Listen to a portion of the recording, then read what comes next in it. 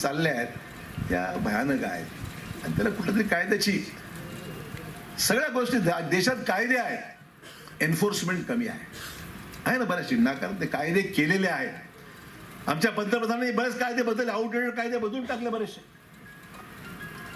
जे कालबाह्य झालेले आहेत, जुने कायदे आहेत, उपयोग काही नाही, इम्प्लिमेंट होत नाही आहे. आणि नवीन कायदे IPC हे त्याचं भरपूर बदल केलेला आहे. कायद्याची कमतरता नाही, तरतुदी आहेत. एन्फोर्समेंट मध्ये डिस्क्रिशन आहे किंवा एन्फोर्समेंटकडे कानाडोळा केला जातो. एन्फोर्समेंट नसल्यामुळे हिंमत वाढत चाललेली आहे. अनेक प्रगतीशील देशामध्ये आपण पाहतो एन्फोर्समेंट जबरदस्त आहे. एन्फोर्समेंट आपण भीती आहे, पण काही ठिकाणी भीती राहिलेलीच नाही, चालता आहे, चलले तो. महत्वाचं आहे की एन्फोर्समेंट ही महत्वाची बाब आहे आणि आपल्या देशातले कायदे चांगले आहेत, पळवाटा नाही आहे त्याच्यामध्ये. आणि पळवाटा असेल तर कोर्ट ऐकायला तयार नाही आहे. त्यामुळे चांगलं वातावरण आहे. आपण कशा पद्धतीने सगळं करून घेतो याकडे निश्चितच आम्हाला सर्वांचं लक्ष आहे. आणि मला खात्री चांगले अधिकारी आहेत, करू शकतात. जनतेने साथ दिली पाहिजे, लोकांनी साथ दिली. चांगलं चाललंय, चांगलं गोष्ट. आमचे मुंडे ना आपले एवढीला तुकाराम मुंडे, उत्तम काम चांगलं आहे. आज पनीर खातो ते खरं आहे की खायलाच भीती वाटायला लागली बाबा. फॅक्ट आहे. पनीर बुर्जी आल्यावर पनीर ते कुसलंय ना काय काय हात बंदच करून टाकलंय. डॉक्टर म्हणतात प्रोटीन खा. अरे कसलं प्रोटीन आहे की दुसरंच काय आहे. त्यामुळे अडल्टरेशन आहे, दुधामध्ये भेसळ आहे. तडाखा जो त्यांनी सुरू केलेला आहे ते तिकडे जातात, ते तडाखा मारतात, ते त्यांची ख्यातीच आहे. चांगली आहे का, वाईट नाही आहे. त्यामुळे त्यांची बदली करू नये अशी विनंती मुख्यमंत्र्यांना करणार आहे.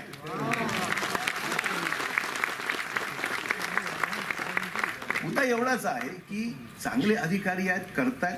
अडल्टरेशन म्हणजे काही ठिकाणी भाव पडले, वस्तू थोड्या कमी झाल्या, अडल्टरेशन आटोक्यात आलं, चित्र आहे, चांगलं आहे ना. कॅन्सरचं प्रमाण एवढं वाढत चाललेलं आहे, चिंतेची बाब आहे ना. आपण पाहतोय ऑर्गॅनिक फूडकडे आपण चाललोय, ऑर्गॅनिक भाजीपाला अमुक तोच विचार करतोय. पेस्टिसाइडचा वापर एवढा आहे, अडल्टरेशन एवढ्या मोठ्या प्रमाणावर आहे, भेसळ एवढ्या मोठ्या प्रमाणावर आहे. लोकांना भीती वाटते की चला उद्या आपल्याला कॅन्सर होतो, काय होतं सांगता येत नाही. त्यामुळे हे जे क्रॅकडाऊन केलेलं आहे हे चांगलंच आहे. म्हणजे 10-20 लोक नाराज झाले हरकत नाही, पण 90% समाज खुश असेल तर केलं पाहिजे.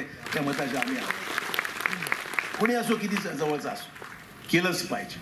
आणि त्यामुळे या सगळ्या ज्या गोष्टी त्यांनी आज साध्य केलं आहे ही आम्हा सर्वांसाठी एक अभिमानाची गोष्ट आहे. मंदारचं मला अभिनंदन केलं पाहिजे. मंदार आज इथे आलेला मला खूप आनंद झाला. मंदार ही जुनी ओळख. 1986ला ज्यावेळेस मी मुख्यमंत्री झालो, आता मुख्यमंत्र्यांना सरकारी विमान असतंच, पण निवडणुकीच्या काळात विमान लागतात, हेलिकॉप्टर लागतात, पक्षाला गरज राहते. मराठी माणूस या क्षेत्रामध्ये काम करतोय हे मला आश्चर्य वाटलं. मुंबई सारख्या शहरामध्ये एक मराठी माणूस हा एव्हिएशन क्षेत्रामध्ये काम करतो आहे हे मलाही विश्वास बसेना. म्हटलं चला प्रयत्न करूया. मंदाला संधी दिली आणि त्या संधीमध्ये त्यांनी कधीही चूक होऊ दिली नाही. उत्तम सेवा, रिलायबल एअरक्राफ्ट चांगलं दिलं. मला मंदार खरं परवापासून अजित पवारांच्या घटनेपासून अधिक भीती वाटायला लागली. अशी कष्टाची गोष्ट सिरियस विषय आहे. चार्टर हा विषय आता थोडा भीतीचा झालेला आहे की नेमकं विमानं मेंटेन आहेत नाही आहेत, केव्हाचं विमान आहे, किती जुनं विमान आहे, वापरायचं न वापरायचं, एमर्जन्सी असतात, जावं लागतं. कधी विमान मिळत नाही, कधी रद्द होतं, कधी अचानक जावं लागतं मुंबईला. खूप विषय आहेत, परंतु तुम्ही तुमचं काम सांभाळून करताय.